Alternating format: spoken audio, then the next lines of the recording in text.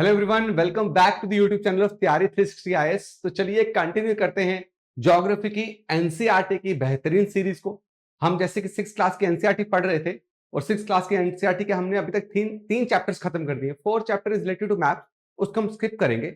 जो ज्यादा इंपॉर्टेंट है हम उसको करेंगे। आज जो है हम पढ़ने वाले major domains of the earth. बच्चा, major domains of the earth की अगर बात हो तो याद रखना यहां पे बात हो रही है किसकी? आपकी बायोस्फीयर की। सबसे पहले हम बात करेंगे बायोस्फीयर, योर बायोस्फीयर। बच्चा, बायोस्फीयर क्या है? बायोस्फीयर इज अ जोन, है ना। बायोस्फीयर वो जोन है जहां पे आपका एक्चुअली लाइफ सस्टेन करती है। Biosphere is that part on our earth जहां पे लाइफ जो है वो पॉसिबल होती है, right. Biosphere is basically a zone where lithosphere, your atmosphere and hydrosphere interacts or converge। यानी कि बच्चा, अगर कोई आपको पूछे व्हाट इज लिथोस्फीयर, डन। कोई आपको पूछे लिथोस्फीयर तो याद रखना this term is derived from rock sphere. Lith मतलब होता है बच्चा सॉलिड, क्या आपका रॉक, राइट। तो आपका it is basically a rock sphere. और रॉक स्फीयर जो है बच्चा वो आपको कहां मिलती है? वो आपको अर्थ के सबसे आउटर मोस्ट लेयर में मिलती है कि नहीं है? वो आपको अर्थ के सबसे आउटर मोस्ट लेयर में आपको क्या देखने की मिलती है बच्चा? Lithosphere, done. तो अगर मैं लिथोस्फीयर ड्रॉ करूंगा तो लिथोस्फीयर याद रखिएगा this is the outermost region. ये रीजन आउटर मोस्ट रीजन, इसको हमने क्या बोला? लिथोस्फीयर। बच्चा, जिसकी थिकनेस क्या है? अराउंड 100 किलोमीटर है। अभी जैसे कि आपका जो लेवल चल रहा है क्लास का वो 6 क्लास है, तो इसलिए मैं इतना डीप नहीं जाऊंगा। बाद में इसको हम क्या करते जाएंगे? डेप्थ में पढ़ते जाएंगे। अभी के लिए फिलहाल आपको याद रखना है कि इसकी थिकनेस कितनी है? 100 किलोमीटर थिक है, राइट। लिथोस्फीयर की जो सबसे आउटर लेयर है या जो आपकी अपर मोस्ट लेयर है, ये इस लेयर की जब वेदरिंग होती है, क्या होती है? इस लेयर की जब वेदरिंग होती है तो उसे हम क्या बोलते हैं बच्चा? सॉइल, है ना। सॉइल क्या है? याद रखना the uppermost weathered, the uppermost weathered part of lithosphere is known as soil. And you know soil is very important if अगर आप लाइफ की पॉसिबिलिटी चाहते हो। सॉइल ही क्या देगा हमें बच्चा? हमें फूड का सोर्स प्रोवाइड करेगा। सॉइल में ही हम हर किस्म के फूड को क्या कर सकते हैं बच्चा? उसको प्रोड्यूस कर सकते हैं। तो lithosphere is very much required. तो आपके बायोस्फीयर में जो 3 जोन्स पड़ते हैं, तो अर्थ के डिफरेंट डिफरेंट डोमेन्स कौन से? उनमें से एक है बच्चा लिथोस्फीयर, राइट। तो लिथोस्फीयर की जो सबसे अपर मोस्ट पार्ट की जो वेदरिंग होती है उसकी वजह से बच्चा, उसके टूटने की वजह से, डिसइंटीग्रेट होने की वजह से, ठीक है, due to many factors. Chemical weathering भी हो सकती है बच्चा, फिजिकल वेदरिंग भी हो सकती है, राइट। तो किसी भी कारण वो क्या बनता है? सॉइल में कन्वर्ट हो जाता है। एंड सॉइल में ही तो हम सारे क्या कर रहे हैं? मिट्टी में तो हम सारा क्या लगा रहे हैं बच्चा? आपकी क्रॉप की प्रोडक्टिविटी कर रहे हैं। तो lithosphere is one of the major domains, ठीक है ना, which helps in what? The sustainability of life और due to which life is possible. But अकेले क्या लिथोस्फीयर से लाइफ सर्वाइव हो जाएगी क्या? क्या अकेले सिर्फ जमीन होगी तो आप रह लेंगे? नहीं, आपको ऑक्सीजन भी चाहिए। इसके अलावा अगर मैं सॉइल प्रोडक्टिविटी, सॉइल में आपकी फूड प्रोडक्टिविटी के अलावा बात करूं तो lithosphere is the source of many minerals, right. It is the source of iron. आज आप देखो हमारी आयरन एंड स्टील इंडस्ट्रीज हैं, तो आयरन जो है हम वो कहां से एक्सट्रैक्ट करते हैं? हम करते हैं बच्चा कहां से? लिथोस्फीयर से। आज जो हमारी एनर्जी रिक्वायरमेंट है, जितने भी एनर्जी रिक्वायरमेंट होती है, राइट, वो जो हम पूरी करते हैं, किससे पूरी करते हैं? आपके फॉसल फ्यूल से, राइट। वो फॉसल फ्यूल्स हम कहां से एक्सट्रैक्ट करते हैं? लिथोस्फीयर से तो एक्सट्रैक्ट करते हैं बच्चा। मेरी बात आपको समझ आ गई? उसके अलावा अगर आप देखोगे फॉसल फ्यूल्स के अलावा आपको आजकल एक नया टर्म सुनोगे आप, critical minerals, right. These are those minerals, ठीक है ना, जो हाईली रिक्वायर्ड है if you want to transform your economy, if you want to transform your economy from carbon economy to what? Green economy. From carbon emission economy to green economy. From fossil fuel using economy to your बच्चा आपका green economy. Green economy मतलब ऐसे minerals का इस्तेमाल कीजिए, ऐसी economic activities, ऐसी manufacturing हो, ऐसी प्रोडक्टिविटी हो उन मिनरल्स के द्वारा जो कार्बन एमिशंस कम करें, या आपका जिसकी वजह से ग्लोब हमारा क्या हो रहा है, ग्लोबल वार्मिंग हो रही है एग्जैक्टली, वो रुक पाए। मेरी बात आप समझे? तो biosphere is very essential part of it. But apart from it, जो हमने पढ़ा कि लिथोस्फीयर का कितना बड़ा इंपॉर्टेंस है लाइफ को सस्टेन करने के लिए, लेकिन अकेले लिथोस्फीयर से काम नहीं चलेगा। वी ऑल्सो रिक्वायर व्हाट बचा, एटमॉस्फेयर यानी air. Atmosphere is what? Atmosphere अगर कोई आपको पूछे तो क्या है, तो आप बोलोगे atmosphere is basically an air. ये जो एयर है it is mixture of gases, right? ये क्या है आपका? Mixture of gases. और इनमें आपकी एटमॉस्फेयर में 78% आपकी नाइट्रोजन प्रेजेंट है, राइट? आपका बचा 21% क्या प्रेजेंट है? Oxygen. Oxygen is very much required. मैं बोलते हुए ऑक्सीजन नहीं ले कर रहा हूं। ऑक्सीजन जो है वो आपका ऑक्सीडेशन में हेल्प करता है, ऑक्सीडेशन ऑफ फूड में हेल्प करता है। जब हम रेस्पायर करते हैं, रेस्पिरेशन आपने सुना होगा, रेस्पिरेशन सिस्टम में oxygen is the most important ingredient, the most important gas which our body requires for what? For burning of food. समझ आ रहा है आपको?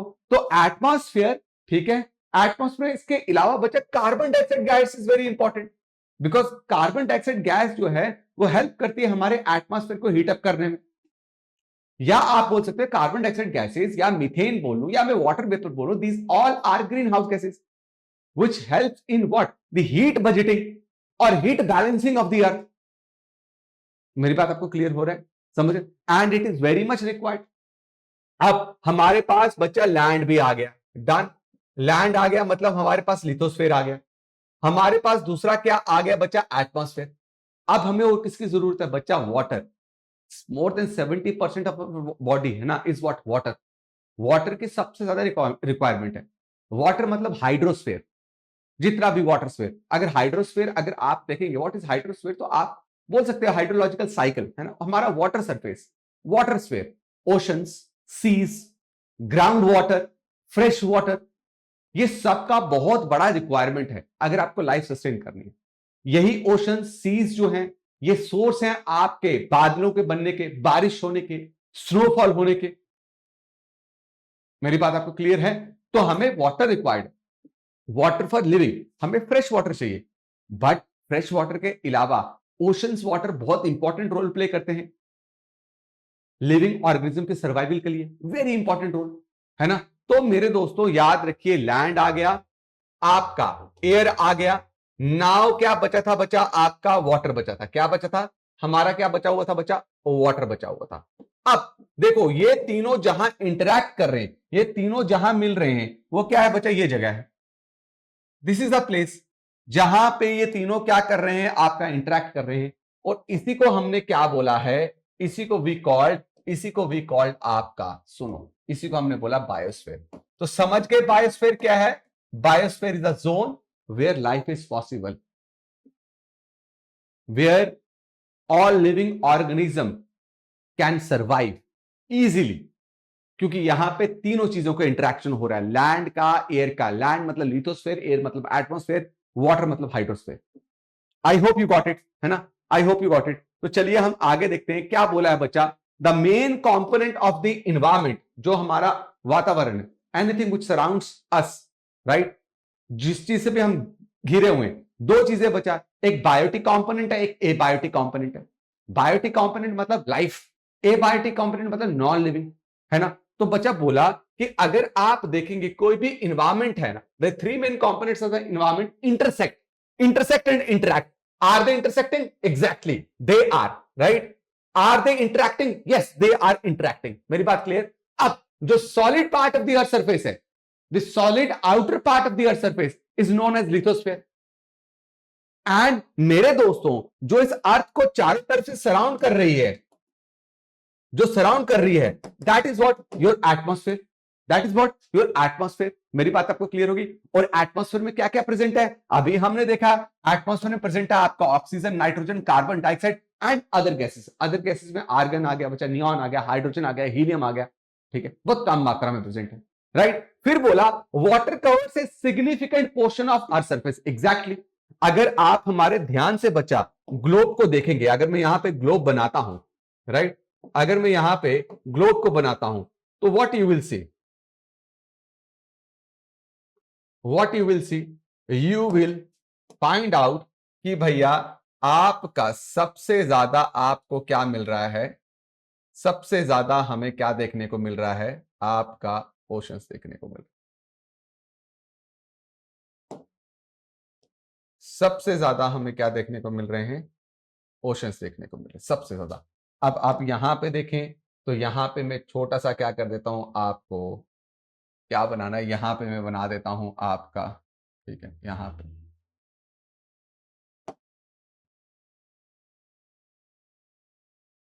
ठीक है, यहां पे और यहां पे आपका, आपको मैक्सिमम क्या होगा बच्चा, आपको मैक्सिमम देखने को मिलेगा कि हमारा जो अर्थ है, इसको छोड़िए ना, इसको छोड़िए, इतना कॉम्प्लिकेट क्यों करना है।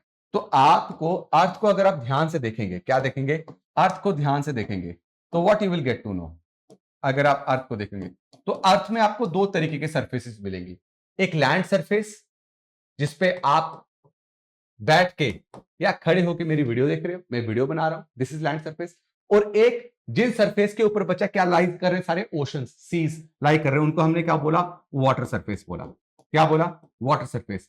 बच्चा water surface covers total how much of area, 71% of area out of total surface.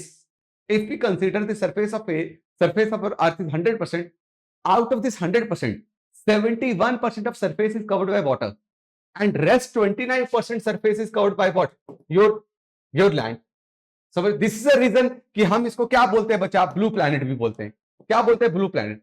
And obviously बच्चा इट इज बट ऑब्वियस कि अगर अर्थ ये है, राइट, अगर अर्थ ये है तो अर्थ के आउटर सरफेस में ही क्या है, आपको ओशंस देखने को मिलेंगे, क्या मिलेंगे, ओशंस देखने को मिलेंगे, आउटर सरफेस, आउटर सरफेस में आपको क्या देखने को मिलेंगे, मैक्सिमम ओशन देखने को मिलेंगे। मेरी बात आपको क्लियर होगी। तो देखिए बच्चा क्या लिखा है, water covers a significant portion of earth surface, बिल्कुल सही है, एंड कॉन्स्टिट्यूट्स द हाइड्रोस्फीयर, है ना, और उसके अंदर आपको वाटर जो है हर एक फॉर्म में मिलेगा, बिल्कुल मिलेगा। वाटर आपको बच्चा फ्रोजन फॉर्म में मिलेगा, सॉलिड फॉर्म में, जिसको हमने क्या बोला, आइस बोला। वाटर आपको लिक्विड फॉर्म में मिलेगा, बिल्कुल। वाटर आपको बच्चा वाटर वेपर के फॉर्म में मिलेगा, 100% मिलेगा। और बायोस्फीयर क्या है, it is a very narrow zone, right, संकीर्ण, वो छोटा एरिया जहां पे लिथोस्फीयर यानी कि लैंड, जहां पे वाटर यानी कि हाइड्रोस्फीयर, जहां पे एयर जो है ये क्या होते हैं, कन्वर्ज होते हैं। And this narrow zone supports all forms of life, all forms of life. मेरी बात क्लियर हो गई, समझ गए। कोई ऐसा लिविंग ऑर्गेनिज्म नहीं है बचा जो इन तीनों के इंटरेक्शन के बिना रह पाए। अब मैंने आपको यही बताया, the solid part of the earth surface is known as lithosphere, right.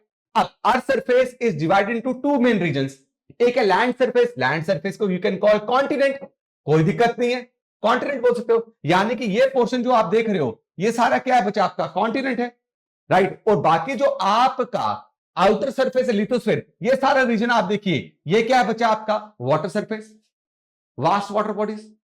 मेरी बात आपको क्लियर होगी। और अगर आप ध्यान से इनको देखोगे तो आपको पता चलेगा कि somehow all these oceans are connected, बीच में इनके आपको कॉन्टिनेंट्स मिलेंगे। जैसे अगर मैं आपको दिखाऊं, एक मिनट रुकिए, अगर मैं आपको क्या करूं, अगर मैं आपको वर्ल्ड मैप दिखाऊं, एक minute wait for a second,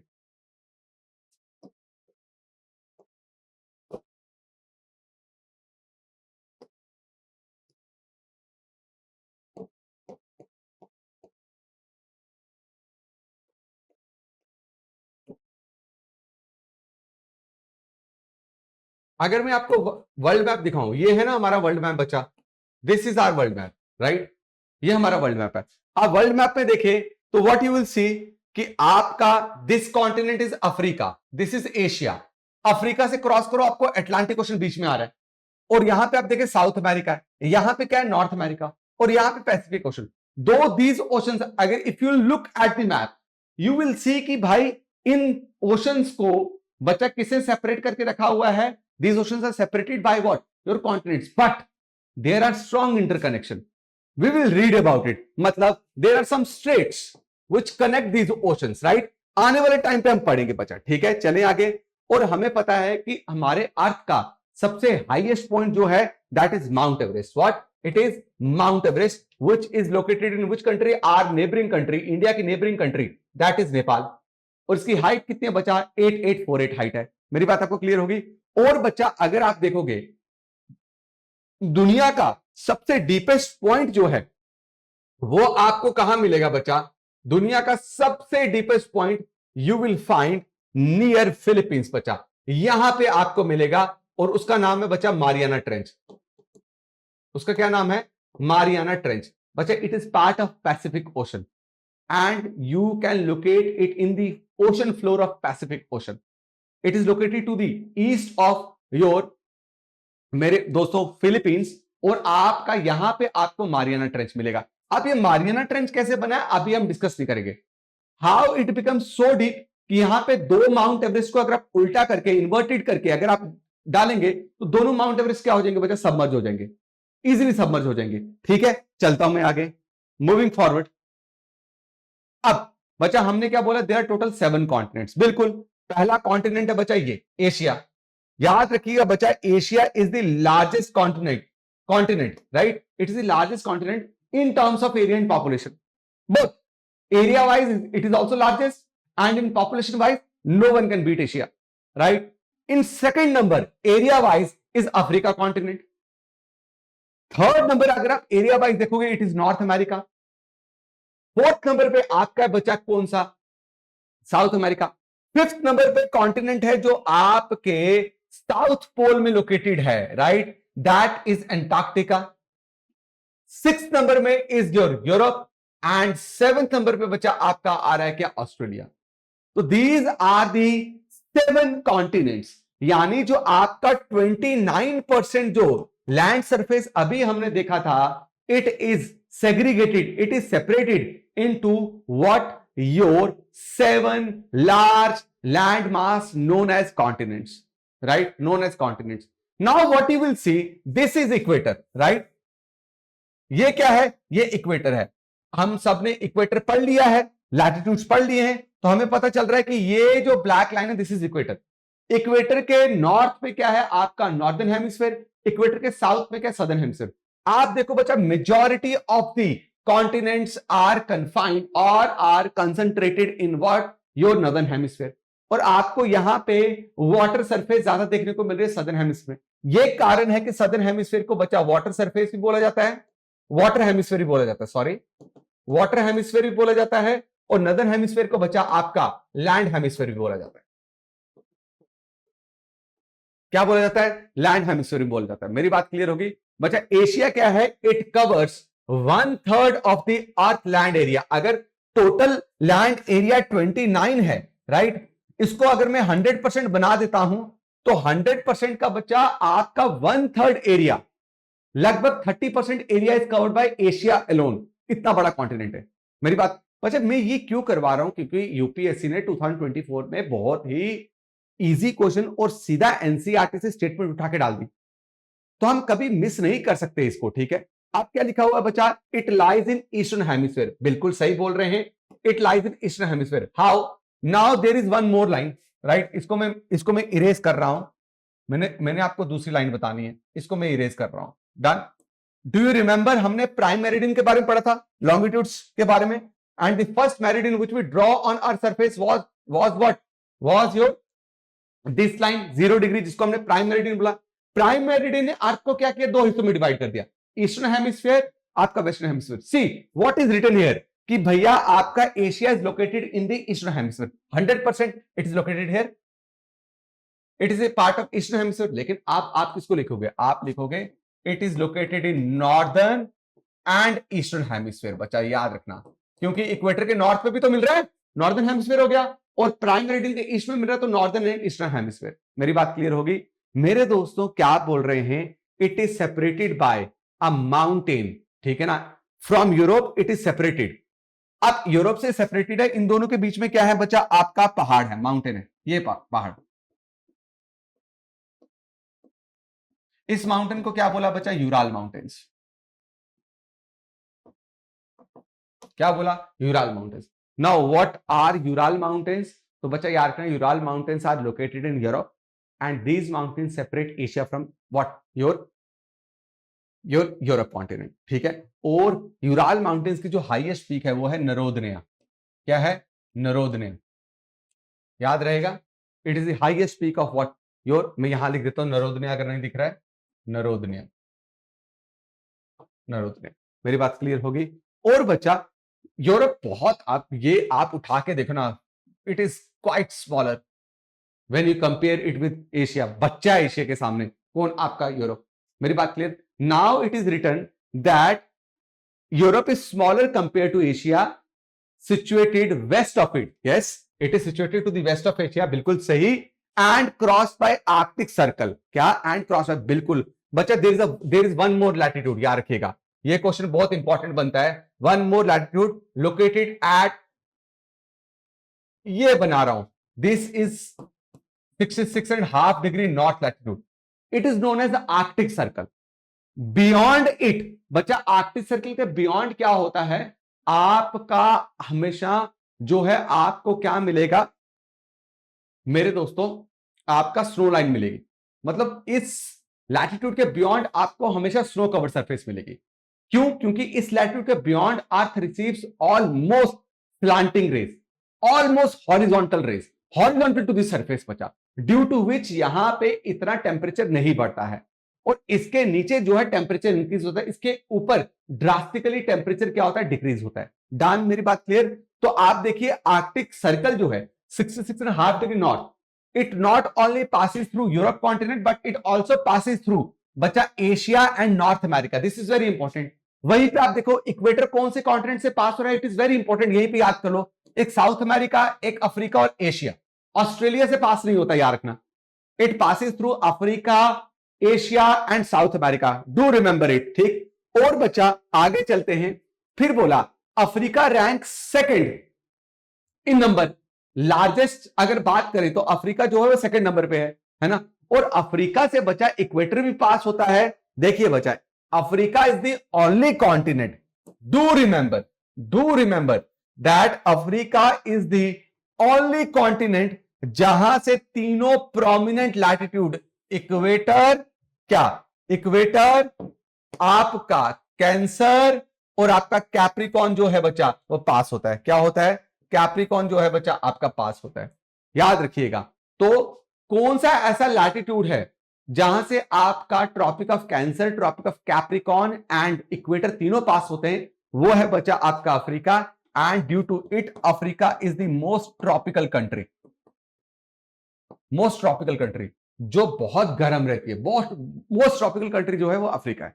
मेरी बात याद रहेगी। मैं चल रहा हूं आगे, मूविंग फॉरवर्ड। बच्चा बोला north America is third largest continent, ये है नॉर्थ अमेरिका। अब लिखा है north America is entirely located in northern hemisphere and western hemisphere. पीछे देखते हैं। अब याद करो मेरे दोस्तों, ये है आपका क्या? 0 डिग्री। This is equator. बच्चा मुझे बताओ, इसके ऊपर पूरा नॉर्दर्न हेमिस्फीयर और प्राइम मेरिडियन के इधर आए तो हम क्या है? Western hemisphere. देखिए आप, नॉर्थ अमेरिका पूरी तरीके से कहां लोकेटेड है? वेस्टर्न हेमिस्फीयर में, या आप बोल सकते हो नॉर्दर्न वेस्टर्न हेमिस्फीयर, याद रहेगा। फिर आगे क्या लिखा है? अगर आप ध्यान से देखोगे, लिखा North America is and is bordered by 3 oceans, ठीक है। नॉर्थ अमेरिका के यहां पे है पैसिफिक ओशन, याद रखिएगा। क्या है? Pacific ocean. यहां पे क्या है? आपका अटलांटिक ओशन। और ऊपर क्या है बच्चा? आपका आर्कटिक ओशन, याद रखिएगा। It is bounded on 3 sides by oceans. Arctic Ocean to its north, to its east is Atlantic Ocean, and to its west is the largest ocean in the world, that is Pacific Ocean. Done, clear. Then after North America we came to what? Your South America. कहां आ गए हम? South America. तो आप देखेंगे बच्चा, south America जो है वो आपका सदर्न हेमिस्फीयर में, पूरी तरीके से सदर्न हेमिस्फीयर में नहीं है बच्चा, क्योंकि साउथ अमेरिका जो है आपका, देखो साउथ अमेरिका का छोटा सा हिस्सा जो है आपका कहां से पास हो रहा है? वहां से इक्वेटर पास हो रहा है, राइट। मैक्सिमम 2/3 एरिया जो है वो सदर्न हेमिस्फीयर में, ठीक है। तो प्रीडोमिनेटली अगर आप देखोगे ज्यादातर ये सदर्न हेमिस्फीयर मिलता है। और बोला इसके चारों तरफ क्या है? कौन कौन से ओशन है बच्चा? अगेन यहां पे अटलांटिक ओशन है, इसके यहां पे अटलांटिक ओशन, यहां पे क्या है बच्चा? आपका पैसिफिक ओशन, और ऊपर क्या आपका? नॉर्थ अमेरिका कॉन्टिनेंट, ठीक। फिर आ गया बच्चा क्या? आपका ऑस्ट्रेलिया। बोला Australia is the smallest continent in the world.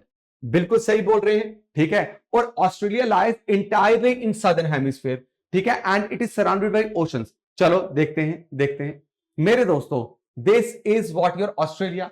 अब this black line is what your equator, it completely lies in southern hemisphere and you also write it that it is to the east of what prime meridian, मतलब ये eastern hemisphere में मिलता है। Australia में कौन कौन से ocean है बचा, अगर देखो मैं थोड़ा सा अगर आपका ऑस्ट्रेलिया यहां पे बना के आपको दिखाऊं, तो ऑस्ट्रेलिया के यहां पे आपको मिलता है पैसिफिक ओशन, यहां पे आपको मिलेगा इंडियन ओशन, ठीक है, नीचे क्या मिलेगा आपको सदर्न ओशन, क्या मिलेगा सदर्न ओशन। तो ऑस्ट्रेलिया एक आइलैंड क्या है बचा आपका, कॉन्टिनेंट भी है, एक आइलैंड। ऑस्ट्रेलिया खुद में एक कंट्री भी अगर आपको पता हो, ठीक है। और उसके बाद आता है बचा बोलते हैं एंटार्क्टिक, तो बोला एंटार्क्टिक जो है पूरी तरीके से entirely not predominantly entirely lie in southern hemisphere, ठीक है। और ये क्या करता है बच्चा आपका, it is covered by thick sheets, glaciers, बड़े बड़े बड़े बड़े आइस कैप्स आपको मिलेंगे, ठीक है। एंटार्क्टिक को बच्चा आपका कॉन्टिनेंट ऑफ साइंस भी बोलते हैं, क्या बोलते हैं हम इसको, we call it continent of science. हम इसको क्या बोलते हैं, हम इसको क्या बोलते हैं, continent of science. We call it continent of science. Why? Because this continent, according to treaty in Washington, in New York, this continent is entirely used for research purposes. यहां पे बच्चा आपका रिसर्च एंड क्या होता है, development, R&D। इस continent में strictly मना किया है according to this treaty which was signed in the year 1959 that no country is allowed for military establishment in this continent, no country is allowed for mineral exploration in this continent, right? Only and only this continent will be used or will be explored for research। और ये देखना कि इससे climatic कैसे exist करते हैं, यहाँ पे आइस कैप्स कैसे इतनी आई, क्या ओरिजिन है, क्या शुरू से यही था।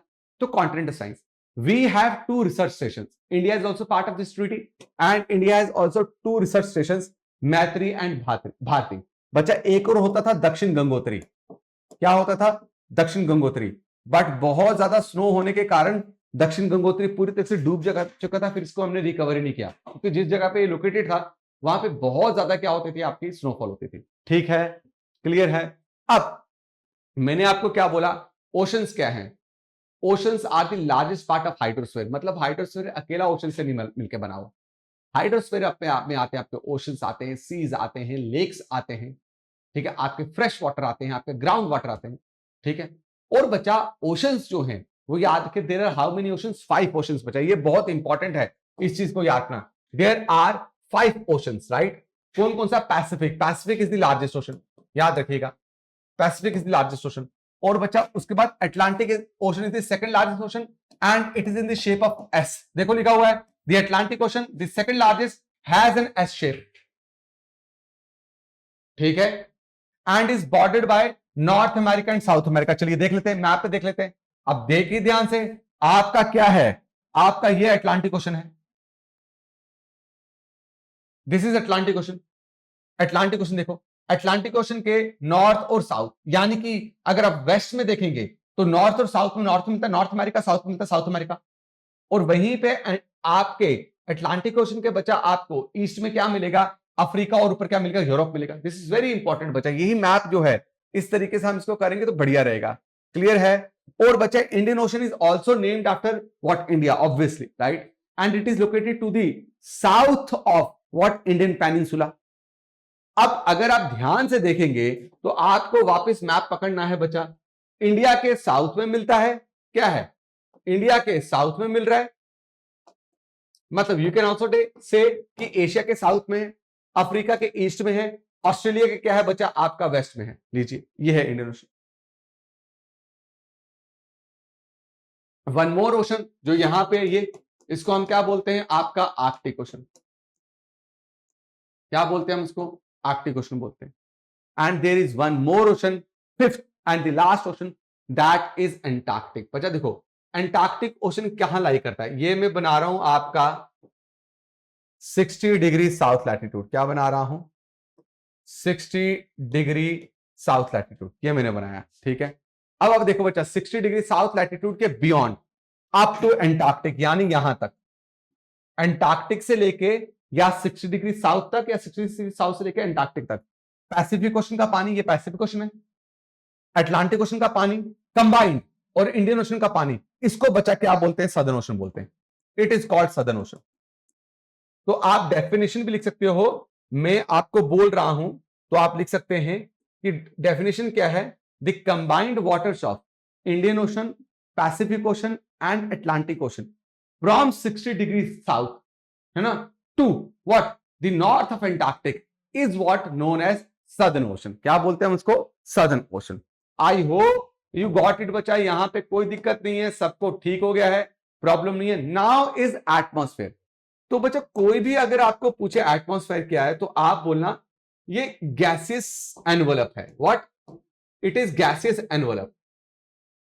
क्या? It is gaseous envelope which surrounds our earth from all sides।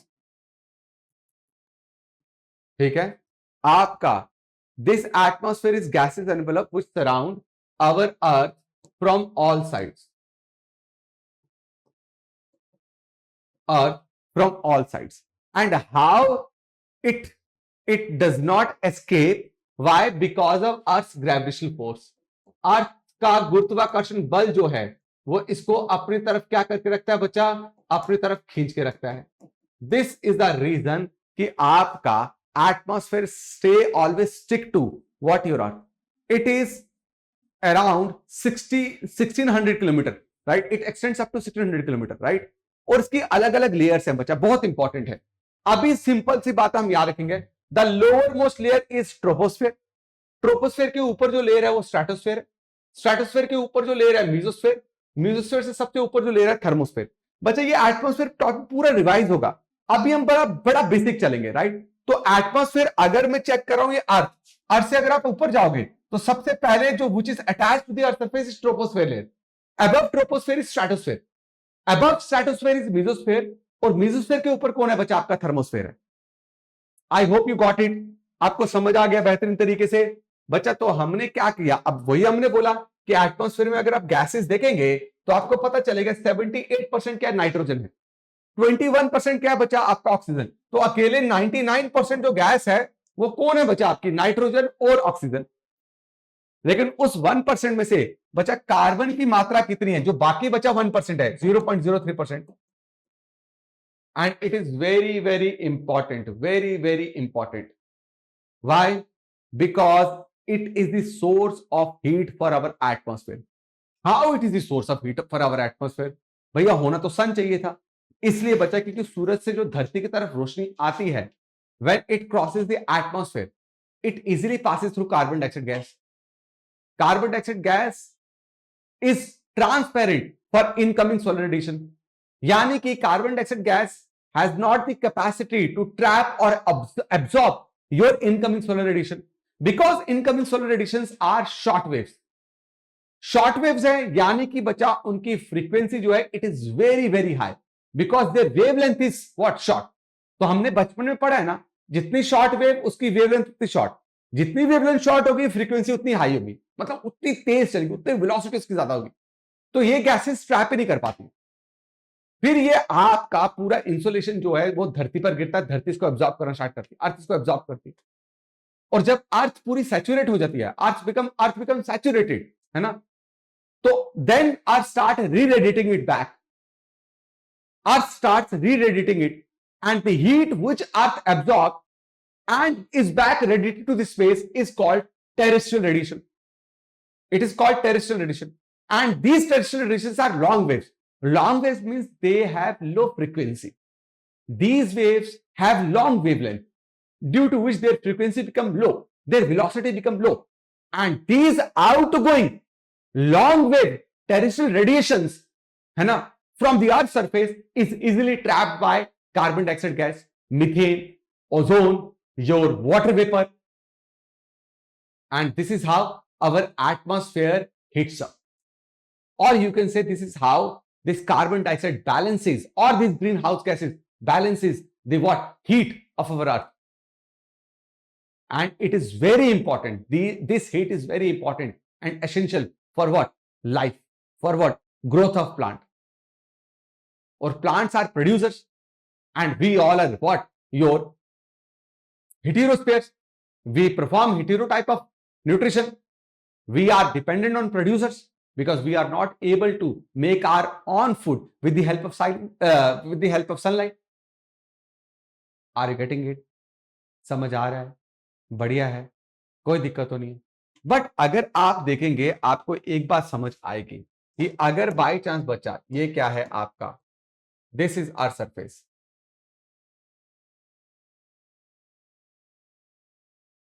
मैं बोल रहा हूं ये अर्थ सरफेस है, तो आपको ऑब्वियसली बात है बच्चा, ग्रेविटी सबसे ज्यादा यहां पे होगी। जैसे हम ऊपर जाते जाएंगे, है ना, अर्थ से दूर जाते जाएंगे, कहीं से भी, यहां से भी दूर जाएं, यहां से भी दूर जाएं, यहां से भी दूर जाएं, तो हमें क्या मिलेगा बच्चा, आपका ग्रेविटी कम मिलेगी। तो आप मुझे बताओ एयर डेंसिटी सबसे ज्यादा कहां होनी चाहिए बच्चा, यहां होनी चाहिए, राइट। डेंसिटी एयर की सबसे ज्यादा यहां पे होनी चाहिए, तो यहां पे ज्यादा ग्रेविटी है। तो एयर का प्रेशर भी सबसे ज्यादा कहां होना चाहिए बच्चा, आपका ग्राउंड सरफेस पर। अब देखो बच्चा, सी लेवल जो है ना, सी लेवल जो है वहीं से हम क्या करते हैं, हर किसी की हाइट मेजर करते हैं। तो यानी जो सी लेवल है, क्या सी लेवल है, वहां पे एयर डेंसिटी सबसे मैक्सिमम होगी, क्या यहां पे एयर डेंसिटी सबसे मैक्सिमम होगी। और जैसे सी लेवल से आप ऊपर जाते जाओगे, एयर डेंसिटी क्या होती जाएगी, कम होती जाएगी, जिससे बच्चा यहां पे प्रेजेंट गैसेस की कंसंट्रेशन भी कम होती है। तभी तो हायर ऑल्टीट्यूड पे जब हम ग्लेशियर्स में जा रहे हैं या माउंट एवरेस्ट में जा रहे हैं, वी रिक्वायर ऑक्सीजन सिलेंडर, हमें ऑक्सीजन सिलेंडर्स की जरूरत पड़ती है। मेरी बात आपको क्लियर होगी, समझ गए, कोई दिक्कत तो नहीं, डन है। तो याद रखिएगा, सी लेवल की डेंसिटी मैक्सिमम कहां है, सॉरी, एयर की, एटमॉस्फेयर की डेंसिटी सबसे ज्यादा कहां पे, सी लेवल पे, प्रेशर भी कहां है, सी लेवल पे, और ये विद इंक्रीजिंग हाइट क्या होता है, कम होता जाता है, जिसकी वजह से आपको एयर का टेम्परेचर भी क्या मिलता है बच्चा, कम मिलता है, क्या मिलता है, कम मिलता है, ठीक है। तो बच्चा मैंने क्या बोला, अब we are closing this topic and we will conclude it. The biosphere is the thin interface, is the zone where land, sea, land मतलब lithosphere, sea मतलब hydrosphere, water मतलब hydrosphere, sorry, and your air यानी atmosphere interacts. And this interaction make life possible on Earth, right? This zone, biosphere, supports all living organisms. चाहे वो बच्चा आपके microbes हो, बड़े मैमल्स हो, राइट, आपके ह्यूमंस हो, आपके प्लांट्स हो, तो वो इन्हीं भैया आपके लैंड, वाटर और एयर के इंटरेक्शन की वजह से इस इंटरकनेक्टेड जोन में लाइफ को क्या कर पाते हैं, सरवाइव करवा पाते हैं। तो बच्चा this was all about our what, this was all about our biosphere topic और major domain of the earth. In next topic we will discuss about the India, our country. हम अपने कंट्री के कुछ फैक्ट्स पढ़ेंगे बच्चा, ठीक है। तब तक के लिए स्टे ट्यून्ड बच्चा, ज्यादा से ज्यादा सब्सक्राइब करो चैनल को, चैनल में जो भी वीडियोस अपलोड हो रही है उसको जरूर लाइक कीजिए, अपने दोस्तों के साथ शेयर कीजिए, और जल्दी ही आपके लिए एक बेहतरीन कोर्स भी देखेंगे। Thank you so much, thank you.